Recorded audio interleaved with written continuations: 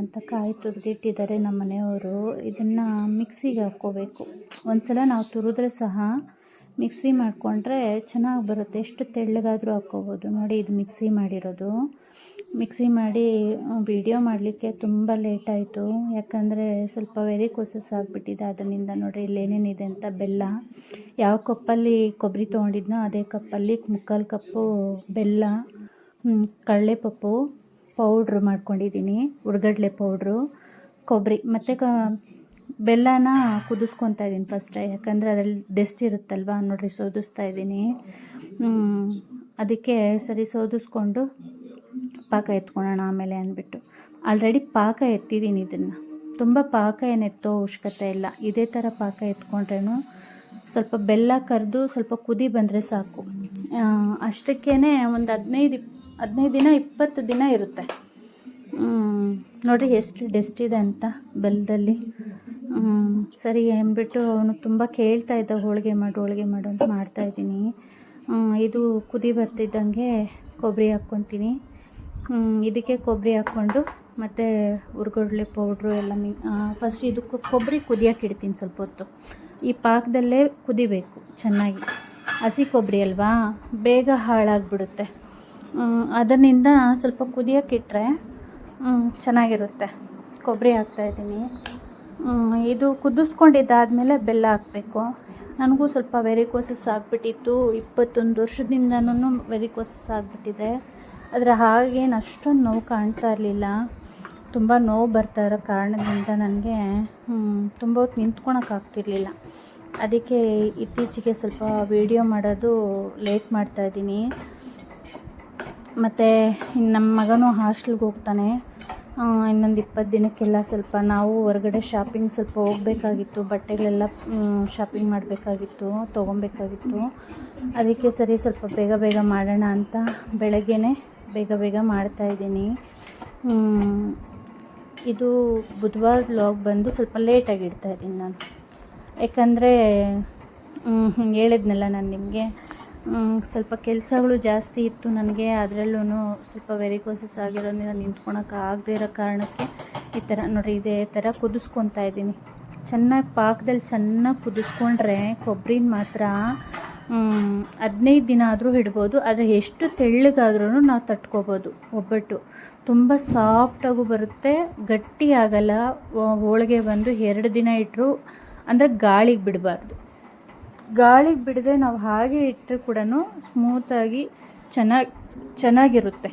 ಹೋಳಿಗೆ ಮತ್ತು ತುಂಬ ಚೆನ್ನಾಗಿ ಬರುತ್ತೆ. ಅದಕ್ಕೆ ಸರಿ ಅಂದ್ಬಿಟ್ಟು ನಾನು ಸ್ವಲ್ಪ ಸಂಗೀತ ಕ್ಲಾಸ್ ಎಲ್ಲ ಇದೆ ನನಗೂ. ದಿನ ಕ್ಲಾಸ್ ನಡೆಯುತ್ತೆ. ಸರಿ ಏನು ಮಾಡೋದು ಅಂತ ಅಲ್ಲೇ ನಿಂತ್ಕೊತಾ ನೋಡ್ತಾ ಇದ್ದೆ. ಆದರೆ ಮನೆ ಕೆಲಸ ಎಲ್ಲ ಮುಗ್ದಿತ್ತು. ಬೆಳಗ್ಗೆನೇ ಎಲ್ಲನೂ ಸ್ವಲ್ಪ ತಿಂಡಿ ಎಲ್ಲ ಮಾಡ್ಕೊಂಡು ತಿಂದ್ಬಿಟ್ಟು ನಾವು ಬೆಳಗ್ಗೆ ಸ್ವಲ್ಪ ಲೈಟಾಗಿ ಚಿತ್ರಾನ್ನ ಮಾಡಿದ್ದೆ. ಅದನ್ನು ವೀಡಿಯೋ ನಾನು ಮಾಡಲಿಲ್ಲ ನಿಮಗೆ. ಚಿತ್ರಾನ್ನ ಮಾಡಿಕೊಂಡು ತಿಂದ್ಬಿಟ್ಟು ನೋಡಿರಿ ಈ ಥರ ಕುದಿ ಬರಬೇಕು. ಚೆನ್ನಾಗಿ ಕುದಿ ಬಂದರೆ ಚೆನ್ನಾಗಿರುತ್ತೆ.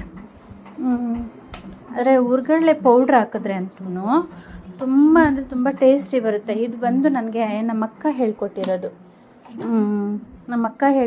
ಇದು ನನಗೆ ಹೋಳಿಗೆ ಯಾವ ಥರ ಮಾಡೋದು ಅಂತ. ಅಂದರೆ ನಮ್ಮ ಭಾವ ಹೆಂಡ್ತಿ ತುಂಬ ಚೆನ್ನಾಗಿ ಅವರು ಅಡುಗೆ ಮಾಡ್ತಾರೆ. ಸರಿ ನಾನು ಇದೊಂದು ವೀಡಿಯೋಗಳೆಲ್ಲ ನೋಡಿನೇ ನಾನು ಅಡುಗೆ ಕಲ್ತಿರೋದು. ಹಾಗೆ ಅಂತೂ ನಾನು ಏನೂ ಕಲೀಲಿಲ್ಲ ಚಿಕ್ಕ ಹುಡುಗಿಯಿಂದ ನಾನು. ಸರಿ ಅವನು ಕೇಳ್ದ ಅಂತ ಮಾಡ್ತಾನೆ. ಅವನು ಫಸ್ಟೇ ಹಠ ಮಾಡ್ತಿದ್ದಾನೆ, ಏನೂ ಅಡುಗೆ ಸರಿಯಾಗಿ ಮಾಡ್ತಿಲ್ಲ ಕಣಮ್ಮ ನೀನು ಅಂತಂತ ಹೇಳ್ತಿರ್ತಾನೆ. ಮಾಡಲಿಕ್ಕಾಗ್ತಿಲ್ಲ ನನ್ನ ಕೈಯಲ್ಲೂ, ಯಾಕಂದ್ರೆ ತುಂಬ ಹೊತ್ತು ನಿಲ್ಲಿಕ್ಕಾಗ್ತಾಯಿಲ್ಲ. ಅದೇ ನನಗೆ ಪ್ರಾಬ್ಲಮ್ ಆಗಿರೋದು. ಇದಕ್ಕೆ ನಿಮ್ಮ ಕಡೆಯಿಂದ ಏನಾದರೂ ಸೊಲ್ಯೂಷನ್ ಇದ್ದರೆ, ಬೇರೆ ಯಾರಾದರೂ ನೋಡ್ತಾರೆ ಅನ್ನೋದೇನಾದರೂ ಇದ್ದರೆ ನನ್ನ ಕಮೆಂಟಲ್ಲಿ ತಿಳಿಸಿ. ನಿಜವಾಗ್ಲೂ ನಾನು ಹುಡುಕ್ತಾನೆ ಇದ್ದೀನಿ, ಸರ್ಚ್ ಮಾಡ್ತಾನೇ ಇದ್ದೀನಿ. ಸ್ವಲ್ಪ ವೆರಿಕೋಸಸ್ ಆಗಿರೋದ್ರಿಂದ ಪೈನ್ ಹೇಗಿರುತ್ತೆ ಅಂದರೆ ತುಂಬ ನೋವಾಗುತ್ತೆ, ತಡ್ಕೊಳ್ಲಿಕ್ಕಾಗಲ್ಲ, ನಿಂತ್ಕೊಳ್ಲಿಕ್ಕಾಗಲ್ಲ. ಸರಿ ನಾನು ಅಡುಗೆ ಮಾಡ್ತಾನೆ ಕ್ಲಾಸು ಪ್ರಾಕ್ಟೀಸ್ ಮಾಡ್ತಾಯಿದ್ದೆ. ಮತ್ತು ನಾನು ನಾಳೆ ಕ್ಲಾಸ್ಗೆಲ್ಲನೂ ಮತ್ತು ಅದನ್ನು ಅವ್ರಿಗೆ ಹೇಳಬೇಕಲ್ವ, ನಾವು ಅವ್ರಿಗೆ ಒಪ್ಪಿಸ್ಬೇಕಾಗುತ್ತೆ. ಮಾಮೂಲಿ ಕ್ಲಾಸ್ ಯಾವ ಥರ ನಡೆಯುತ್ತೋ ಅದೇ ಥರ ನಾವು ಸ್ಕೂಲ್ಗಳಿಗೆ ಹೋದರೆ ಅದಕ್ಕೆ ನಿಂತ್ಕೊಂಡು ಏನು ಮಾಡಬೇಕು ಅಂತೇಳಿ ನಾನು ಏನು ಅನ್ಕೊತಾ ಇದ್ದೀನಿ ಅಂದರೆ ಅಡುಗೆ ಜೊತೆಯಲ್ಲಿ ಸ್ಮಾಲಾಗಿ ಒಂದು ಸಾಂಗ್ ಇಡೋಣ ಅಂತಲೇ ಅನ್ಕೊತಾ ಇದ್ದೀನಿ. ಇನ್ನೂ ಅದು ನಾನು ಟ್ರೈ ಮಾಡಲಿಲ್ಲ, ನೋಡೋಣ ಮಿನಿ ಬ್ಲಾಗ್ಗೆ ನಾನು ಆಗುತ್ತೇನೋ ಇಡ್ತೀನಿ ಆದಷ್ಟುನು. ಸರಿ ನೋಡಿರಿ, ಈಗ ಹುರ್ಗಡ್ಲೆ ಪೌಡ್ರ್ ಹಾಕ್ತಾಯಿದ್ದೀನಿ. ಏನು ಜಾಸ್ತಿ ಏನು ಹಾಕೋ ಅವಶ್ಯಕತೆ ಇಲ್ಲ, ಒಂದು 3-4 ಸ್ಪೂನ್ ಹಾಕ್ಕೊಂಡ್ರೆ ಸಾಕು. ಸ್ವಲ್ಪ ಅಂದರೆ ಟೇಸ್ಟಿಗೆ ಬರೀ ಕೊಬ್ಬರಿ ಬೆಲ್ಲ ಹಾಕಿ ಏಲಕ್ಕಿ ಹಾಕಿದ್ರೇ ಅಷ್ಟು ಟೇಸ್ಟ್ ಬರಲ್ಲ, ತಿನ್ನಲಿಕ್ಕೂ ಏನೋ ಒಂಥರ. ಇದು ಹುರ್ಗಡ್ಲೆ ಪೌಡ್ರ್ ಹಾಕಿದ್ರೆ ನೀವು ಒಂದು ಸಲ ಟ್ರೈ ಮಾಡಿ ನೋಡಿರಿ. ನಾನು ಹೇಳಿದೆ ಅಂತಲೇ ಅಲ್ಲ, ನೀವು ಒಂದು ಸಲ ಇದನ್ನು ಟ್ರೈ ಮಾಡಿ ತಿಂದು ನನಗೂ ಕಮೆಂಟಲ್ಲಿ ತಿಳಿಸಿ ಹೇಗಿತ್ತು ಹೋಳಿಗೆ ಅನ್ನೋದನ್ನು. ತುಂಬ ಅಂದರೆ ತುಂಬ ಚೆನ್ನಾಗಿ ಬರುತ್ತೆ ಹೋಳಿಗೆ ಮಾತ್ರ. ನಮ್ಮಲ್ಲಿಗೆ ಎಲ್ಲರಿಗೂ ಇಷ್ಟನೇ ಇದು ಕಾಯಿ ಹೋಳಿಗೆ ಮಾತ್ರ. ಅಂದರೆ ಕಾಯಿ ಹೋಳಿಗೆನೇ ಅಂತಲ್ಲ, ಎಲ್ಲ ಸ್ವೀಟು ತುಂಬ ಇಷ್ಟಪಟ್ಟೆ ತಿಂತಾರೆ ನಮ್ಮ ಮನೆಗಳಲ್ಲಿ. ಸ್ವೀಟ್ ಎಷ್ಟು ತಿಂತಾರೋ ಖಾರನೂ ಅಷ್ಟೇ ತಿಂತಾರೆ ನಮ್ಮ ಮನೆಯಲ್ಲಿ ಮಾತ್ರ. ಇದೇ ಬೇಕು ಅದೇ ಬೇಕು ಇದೇ ತಿನ್ನಬಾರ್ದು ಅನ್ನೋದು ಏನಿಲ್ಲ. ಸರಿ, ನಾನು ಇನ್ನೂ ಒಂದು 2 ಸ್ಪೂನ್ ಎಕ್ಸ್ಟ್ರಾ ಹಾಕ್ಕೊಂಡೆ, ಯಾಕಂದ್ರೆ ಕಾಯಿ ತುರಿ ಜಾಸ್ತಿ ಇತ್ತು ನನ್ನ ಹತ್ರ. ಹೆಂಗಿಲ್ಲ ಅಂದ್ರೇನು ಒಂದು 20 ಹೋಳಿಗೆ ಆಗೋಷ್ಟಕ್ಕೆ ನಾನು ಎತ್ತಿದ್ದೆ ಪಾಕ.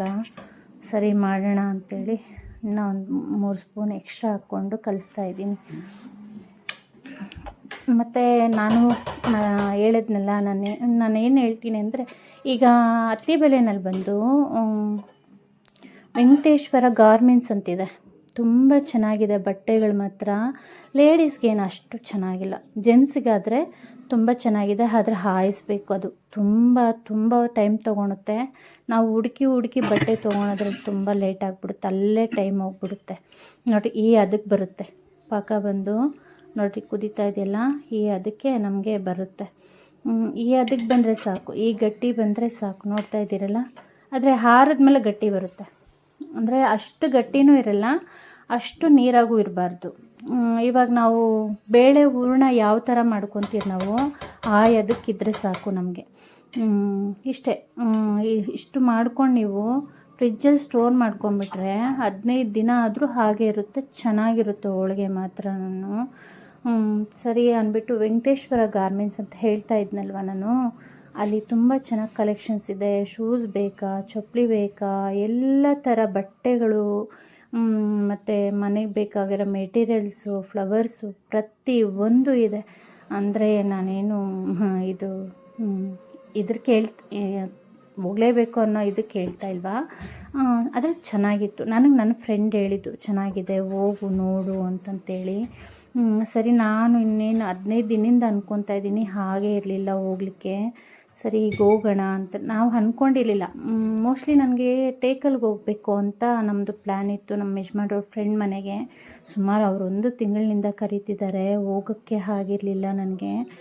ಸರಿ ಹೋಗೋಣ ಅಂತ ರೆಡಿಯಾಗಿ ಅವ್ರಿಗೆ ಕಾಲ್ ಮಾಡಿದ್ರಿ, ಮನೇಲಿ ಇರ್ತಾರ ಇರಲ್ಲ ಕೇಳ್ಕೊಂಡು ಹೋಗೋಣ. ಯಾಕಂದ್ರೆ ನಾವು ಹೋಗಿ ವೇಸ್ಟಾಗಿ ಬರಬಾರ್ದಲ್ವಾ.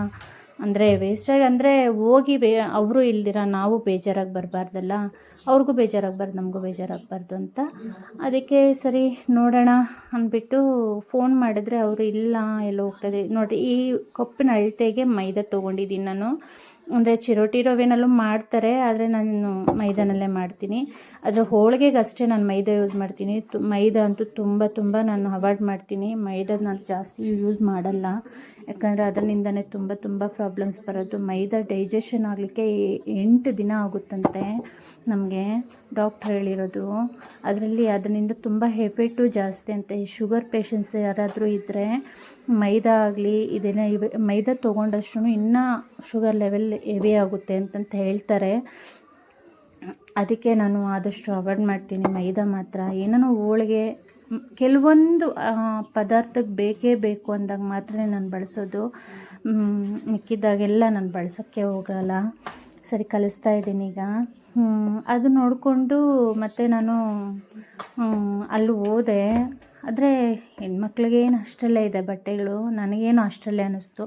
ನಾನು ಒಂದು ಟಾಪ್ ತೊಗೊಂಡು ನೋಡ್ರಿ ಎಷ್ಟು ಚೆನ್ನಾಗಿ ಬಂದಿದೆ ನೋಡಿದ್ರೆ. ಅಂದರೆ ಸ್ಮೂತಾಗಿ ಮೈದಾ 1-2 ಅವರ್ ಆದರೂ ನೆನಿಬೇಕು ನಮಗೆ. 2 ಅವರ್ 3 ಅವರ್ ಆದರೂ ನೆನೆದಷ್ಟು ಮೈದಾ ಯಾವ ಥರ ನಾವು ನಾದಿ ನೆನೆಸ್ತೀರೋ ಅದಷ್ಟು ಚೆನ್ನಾಗಿ ಹೋಳಿಗೆ ಬರುತ್ತೆ. ನೀವು ಎಷ್ಟು ತೆಳ್ಳಗಾದರೂ ತಟ್ಬೋದು. ಆದರೆ ಎಲ್ಲರೂ ತೀಡ್ತಾರೆ ನನಗೆ, ಅಂದರೆ ಲಟ್ಟಿಸ್ತಾರೆ. ನನಗದು ಅಷ್ಟೊಂದು ಇಷ್ಟ ಆಗಲ್ಲ. ನನಗೆ ಕೈಯಲ್ಲಿ ತೊಟ್ಟಿನೇ ಅಭ್ಯಾಸ. ನೋಡಿರಿ ಎಷ್ಟು ಚೆನ್ನಾಗಿ ನೋಡಿ ಈ ಅದಕ್ಕೆ ಬಂದರೆ ಸಾಕು. ಈಗ ನಿಮ್ಗೆ ಬೇಳೆ ಹೂರ್ಣ ಅಂತ ಹೇಳಿದ್ನಲ್ಲ, ನೋಡಿರಿ ಆ ಅದಕ್ಕೆ ಬರುತ್ತೆ. ಎಲ್ಲ ಉಂಡೆ ಮಾಡ್ಕೊತಾ ಇದ್ದೀನಿ ನಾನು. ನೋಡಿರಿ ಇಷ್ಟು ಉಂಡೆ ಮಾಡ್ಕೊಂಡಿದ್ದೀನಿ ಸದ್ಯಕ್ಕೆ ಅಂತ. ಬೆಳಗ್ಗೆಗೆ ಮಾತ್ರ ಸ್ವಲ್ಪ ಮಾಡ್ಕೊಂಡಿದ್ದೀನಿ. ಈಗ ಒಬ್ಬಟ್ಟು ನೋಡಿದ ಈ ಥರ ಹೇಳಿದ್ರೆ ನಾರ್ ಥರ ಬರಬೇಕು. ಸ್ಮೂತಾಗಿ ಚೆನ್ನಾಗಿ ಇದ್ದರೆ ಚೆನ್ನಾಗಿರುತ್ತೆ. ನೋಡಿದ್ರೆ ಮುಟ್ಟಿದ್ರೆ ಎಷ್ಟು ಸಾಫ್ಟಾಗಿದೆ ಅಂತ.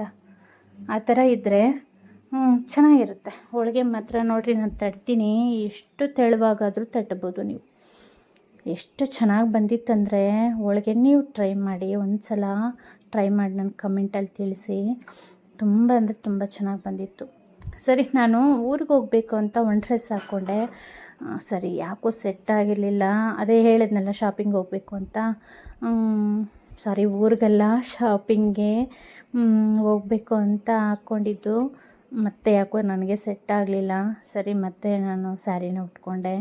ಸ್ಯಾರಿ ಉಟ್ಕೊಂಡು ಇದೆಲ್ಲ ಮಾಡಿ ಮುಗಿಸಿದ್ಮೇಲೆ ಸ್ಯಾರಿ ಉಟ್ಕೊಂಡು ಹೋಗಿದ್ದು ಲಾಸ್ಟಲ್ಲಿ ನಾನು. ತುಂಬ ಚೆನ್ನಾಗಿ ಬಂದಿತ್ತು.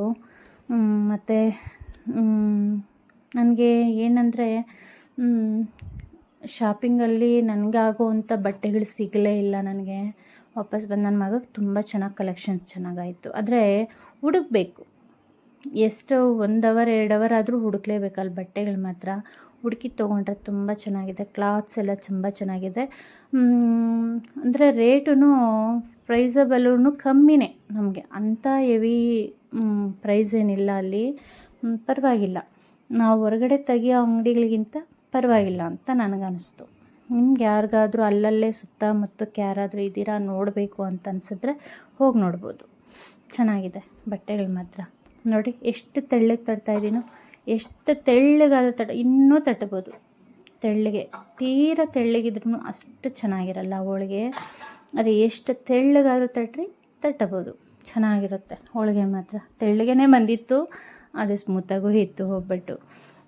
ಇದೆಲ್ಲ ಮುಗಿಸ್ಕೊಂಡು ಇನ್ನು ಅದು ಎಲ್ಲ ಮುಗಿಸ್ಕೊಂಡು ನಿಮಗೆ ಸಣ್ಣದಾಗಿ ಒಂದು ತೆಲುಗು ಸಾಂಗು ಚಿಕ್ಕದಾಗಿ ಕೊಡ್ತೀನಿ. కన్నానులే కలయికలు ఈనాడు ఆగవులే, నీ కళ్ళలో పలికినవి నా కంటి బాసలివే. అందాల వయసేదు తలిత మరి విరబూసే వలపేదు నాలో. నీ పేరు నా పేరు తెలుసా మరి, హృదయాల కథ మారే నీలో. వలపందుకే కలిపేనులే ఒడి చేరే వయసెన్నడు.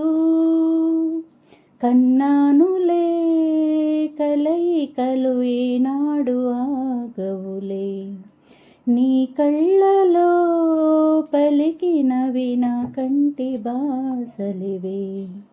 అందాల వయసేదు తలిత మరి విరబూసే వలపేదు నాలో. నీ పేరు నా పేరు తెలుసా మరి, హృదయాల కథ మారే నీలో.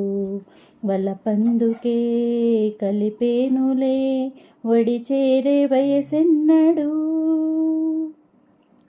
ఊరికే కసి వయసుకు శాంతం శాంతం తరగలితే తడబడి అందం. జరే జలతార పరద కొంచెం కొంచెం ప్రియమగు ప్రాయాల కోసం. అందం తోలి కెరటం చిత్తంతో గీసలే నీటి మరుపాయే. చిత్తం చిరుదీపం రేప రూపం తొಳ್ಳಿ పడసాగే. వసి చినుకే ఈగురు సుమా మూగిరేగిದ వాంగి పుడితే రాగే నా గుండెలో నీలి మంట. కన్నానులే కలయికలు ఈనాడు ఆగవులే, నీ కళ్ళలో పలికినవి నా కంటి బాసలివే. అందాల వయసేదు తలిత మరి విరబూసెల పేరు నాలో నీ పేరు నా పేరు తెలుసా మరి హృదయాల కథ మారే నీలో వలపందుకే కలిపేనులే వడి చేరే వయసెన్నడు శృతి మించేటి పరువపు వేగం వేగం ఉయ్యాలలోగింది నాలో తొలి పొంగుల్లో దాగిన తాపం తాపం సయ్యాటలాడింది నాలో ఎంత మై మరపో ఇన్ని ఊయల్లో తెల్లారే రయ్యల్లో ఎడబాటనుకో ఎర్ర మల్లెల్లో తెల్లారే కన్నీరు ఇది నిజమా కల నిజమా గిల్లుకొని